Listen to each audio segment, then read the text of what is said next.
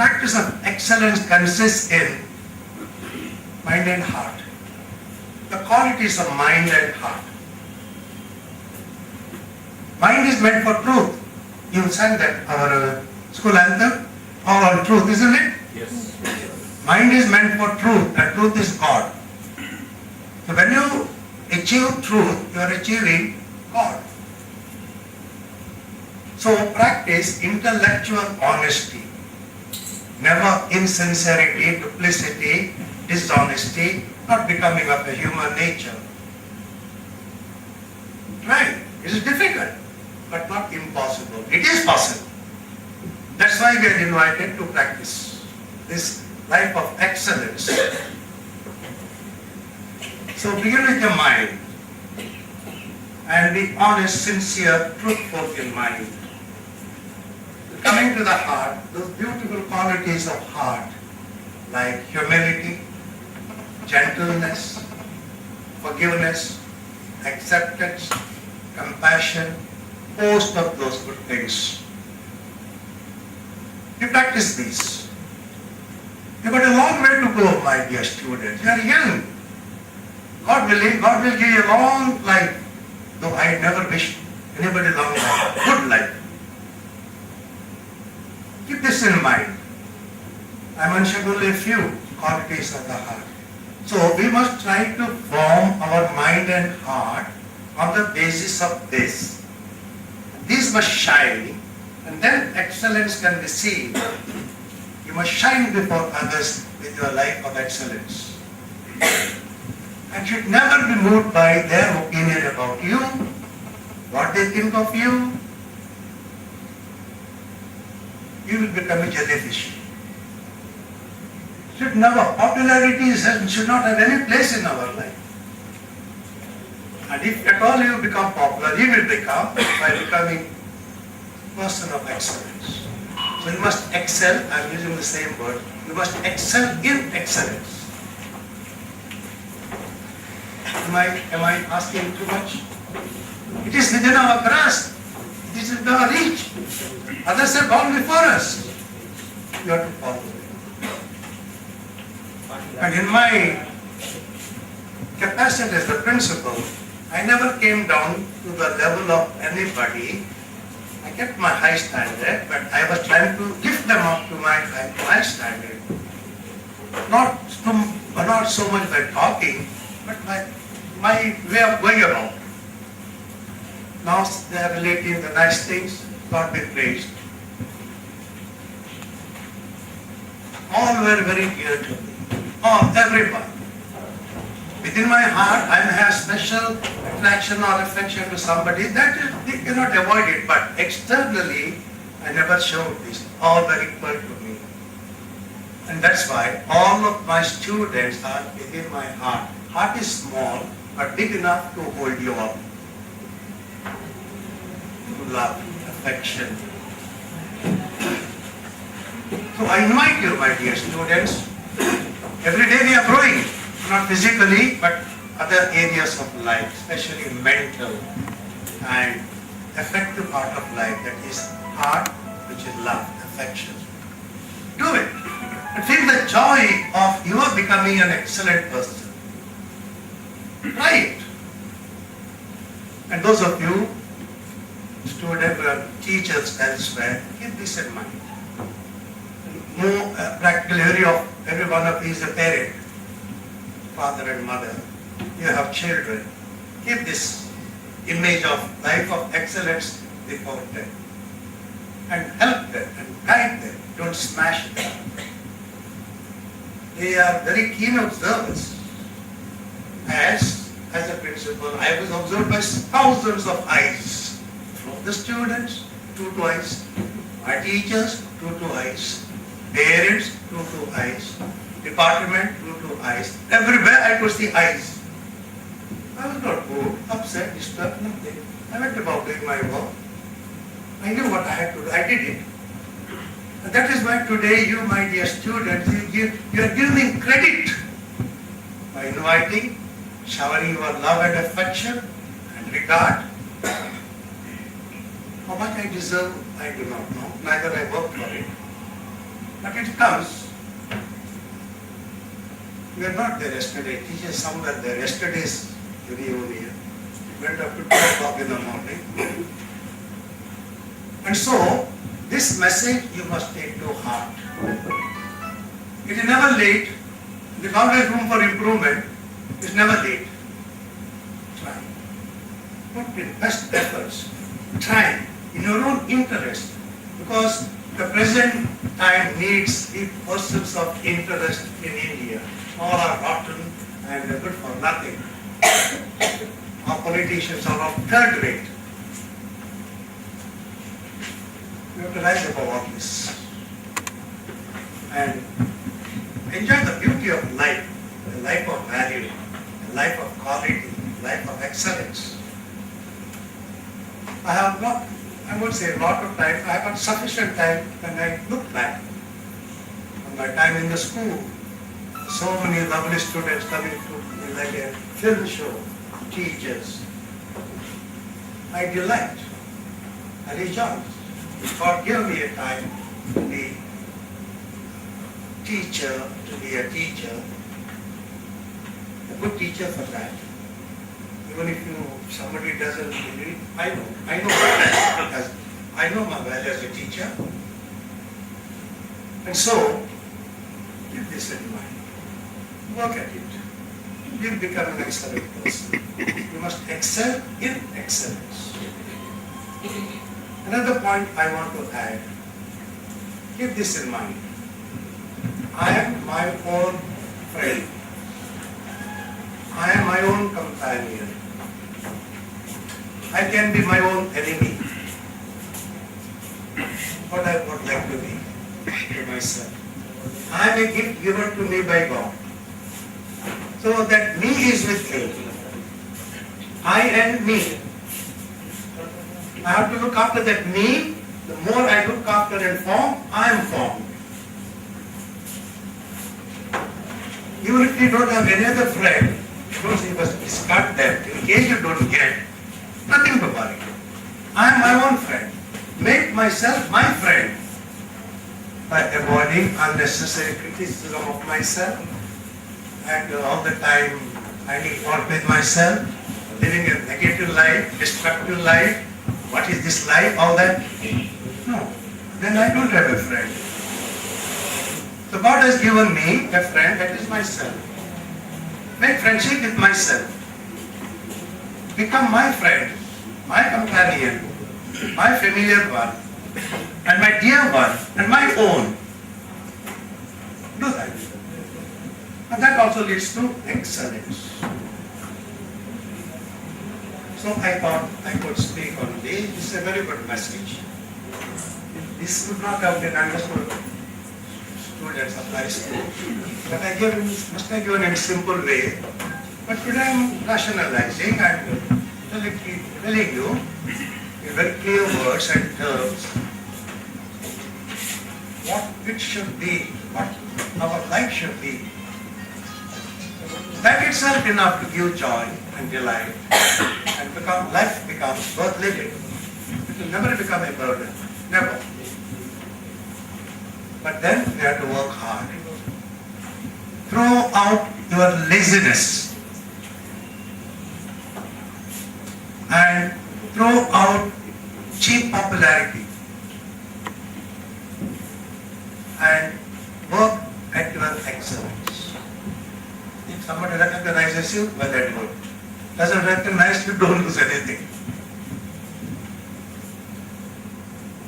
So, give respect to my teachers, and you also, your own parents now, I give respect to you. Bear this message in mind. After a lot of experience, observation, reading, reflecting, I am giving you this message.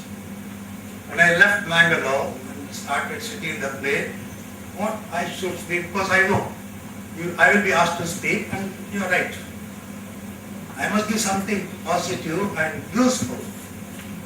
Here, flattery, praising is all right. But then, come for something solid. I was wondering and thinking what I should speak to you on. Now, this suddenly came to my mind, which I spoke yesterday, teachers know. And I'm repeating for you because you weren't there. It will stand you in good stead. You can be happy by looking at yourself. I am doing it. I am happy, supremely happy. No moment looking back home, this or that. Some failures may have been there, it's a part of life. But we have improved upon them and marched ahead to become, or at least trying to become a person what God wants me to be, because He has given me another person as my friend, help me, companion, support, uphold, not destructive criticism, acknowledge the fault, yes, I will improve. Don't condemn yourself. Don't condemn the person you are given by God. Don't condemn. God doesn't condemn. Accept the person you are given and befriend that person. Get to know the person. It's God given. And the more you do, the more you improve. So I am wishing you this night, everyone, become an excellent person. Become an excellent person. Excellent in life. You will be reaping the richest reward ever possible. Because human nature, human nature can go to any height. Also, it can go very low. It can roll in mire, dirt and filth. It can go very high, like the angels flying above, like the eagle, fly, flies. All left to us in our hands. I'm sure all the parents really like their children to shine. Let them shine in this. Put in efforts, spare time for your children, and at the same time by your way of life, impress upon them. This is the way. Talk less, but idea. Your idea as a person, you do it. And I can assure you, you will succeed. And I wish that success to every one of you. My dear teachers and students, so happy that you listened to me and so nice to be with you. Dear Singh, God will go, when we met last, yesterday we met. Some teachers were never coming, all the same. I may not remember every one of you, but as I told you, every one of you is in my heart. I love you, I still love you. Nothing of past distracts me from loving you, respecting you, and giving you due honor. One time you were my student, but I never humiliated anybody. Never. I'll give you an example. I was giving rounds. Then I came across 10th standard division, I don't remember, I think it is late Mrs. Mystery was teaching English. I got sharp as cat's eyes. As I was passing, a girl suddenly, immediately her eyes fell there. Something has happened to her. Immediately she kept inside the desk. I kept quiet. Slowly, I just said, teacher, coming, right? There was a kind of a love letter with her. She was reading in the class, learning English. Just seeing her reaction. I took it, quietly came back, went to my office, went through it, I dropped it. They both boys the same class, division. And I totally delayed calling either of them. How those days they must have spent it. What principal is going to do? Surely he will sack us. And I didn't show any reaction when I met them outside. After slowly I called the girl first. Then I had addressed her, advised her.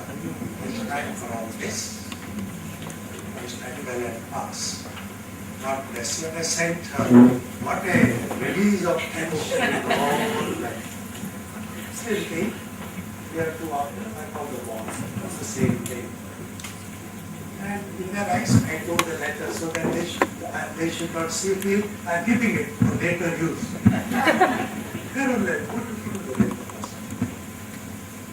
I And after that, I could see them, how very nice they were. And I knew that I had nothing against them. The girl used to come and kiss me. I said, good. Kissing is about expression of love, and then with that I have forgiven. I've accepted them as they are. Mistakes happen. Then to conclude with another example which I gave, two students, old, their parents, came to meet me in Bangalore. One gent, one lady. Then talking, and all after that, the time was up to go for them to go. This, now mother, but this girl I can tell you, Father, I want to hug you. I was taken aback, mutually reaction. I said, come, stand here, hug me. You know how long she hugged me and kept me.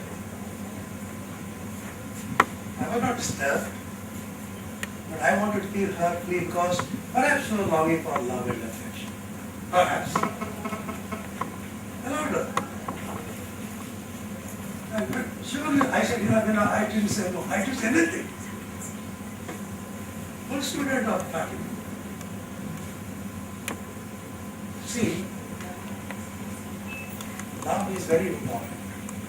That's why you're all loved by me earlier, you're loved by me now. I can assure you, you will be loved hereafter.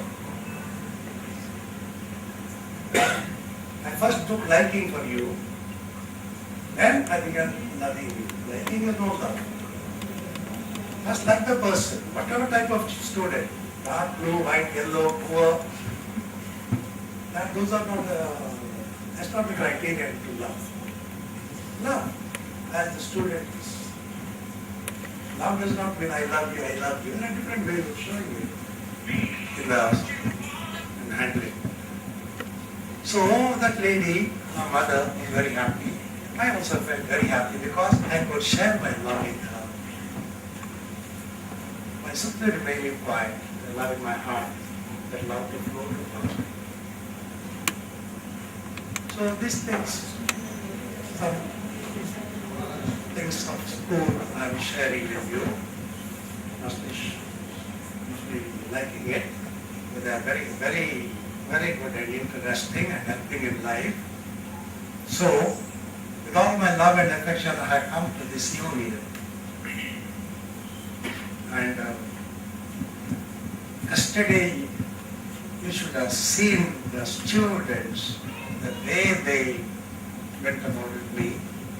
Fantastic. Fantastic. And today also, I suppose it will happen. If it doesn't happen, nothing will happen. Love never dries up. The more you love, the more love you have. So, having said this, I must afterwards click on. I want to thank Jayashree, the brain behind this reunion, and Happy, and this core committee who have put in so much of time and effort to prepare this reunion to make us happy. Thank you. God bless you for the hard work we have done. We are enjoying it, and you must feel happy that it's worth. It's worth it. Yes. And also, all those who are surrounding, you've been very good and kind, giving your precious time you've been here. Feel one, Fatima family, to you also. Congratulations and heartfelt thanks. May God bless you all. Have a nice time. Have a nice evening. God bless us. Thank you. Thank you.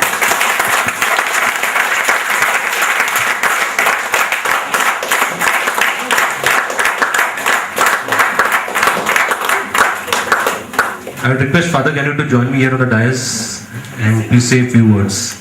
Members of the staff and members of service staff and my dear students. Some months ago, some students called me up and asked whether I remember what I have written in their autograph book. I said, I don't remember. You read what I have written. And they read is what I have written. Dear so and so, there is more joy in giving than in receiving. And the student told me they didn't understand these words. But after having lived 25 years, they said they understand this, especially as parents, that there is more joy in giving than in receiving. Then I told him, I will ask you to write the second statement. There is more joy in giving than in receiving, because giving itself is receiving. He said, yes, that we have experienced as parents over the past few years, because we have got kids. Because giving itself is receiving. And I wrote these words in 1986-87. After having worked in Fatima 15 years, I joined in 1972. And I saw all those years, Fatima was considered as a second family, both at the management level and at the school level. Management was very clear, telling us always, all the time, children are our first responsibility. We should see that we give them not only curricular education, but extracurricular activities so that their entire personality is developed. That is why